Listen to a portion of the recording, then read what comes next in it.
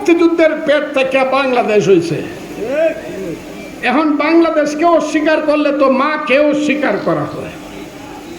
মাকে যে ছেলে অস্বীকার করে, আমার ছেলে ব্যারিস্টার, তার মাকে যদি অস্বীকার করে সে কি ভালো ছেলে?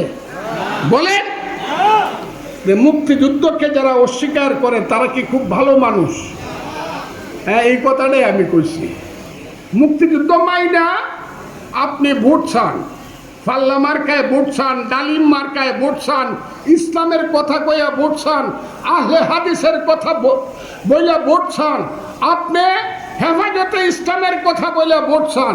মানুষ যদি আপনাকে ভোট দেয় ইসলামের কথা শুনে, আপনি দেশ চালান, আপনাকে আমি সেলিউট দিব। কিন্তু মুক্তিযুদ্ধ মানবেন না আপনি, আমি আপনাকে রাজাকার কমুই, আমি কমুই। এতে যত 30,000 বকা শুনতে হয় আমি শুনবো। মুক্তিযুদ্ধ আপনি মানবেন না, আমি বলবো আপনার পূর্বপুরুষ আলবদর এবং দালাল ছিল। স্বাস্থ্যকর অল টাইম ফ্যামিলি কেক, সব সময় অল টাইম হেলদি লাইফ। এতে আমাকে যত বকা দেন দিবেন, কিন্তু আমি মুক্তিযুদ্ধ ছাড়তে পারবো না। কারণ আমার ডাইন দিক থেকে লাফ মাইরা গুলি খাইয়া পড়ে গেছে। মামা মারে তুমি দেখো, 1 মিনিট সে আর বাঁচে নাই। বর্ডারে কবর দিয়ে আইছি, মা পাগল হয়ে মারছে, সেই মুক্তিযুদ্ধ ভুলে যাবো গা? হাজার হাজার লোক মৃত্যুবরণ করছে, লাখে লাখে মৃত্যুবরণ করছে, বাড়ি ঘর পুড়ে ছারখার হয়েছে।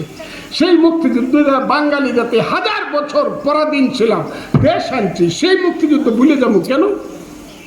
আমার যারা এখানে ভুল বুঝবেন, আমি তাদের সাথে আমি একটা কথা বলি, যারা আমাকে মনে করেন আমি মুক্তিযুদ্ধ বলে দোষ করছি, আল্লাহর ওয়াস্তে আমি আপনার বলি, তাইলে আমাকে আপনারা মাফ করবেন। আমি মুক্তিযুদ্ধ ছাড়তে পারবো না, আবার ইসলামও ছাড়তে পারবো না। কথাটা খুব ক্লিয়ার। মুক্তিযুদ্ধের সাথে যেমন হাসিনার কোনো সম্পর্ক নাই, হাসিনা ফেল করছে কাজে মুক্তিযুদ্ধ ফেল না।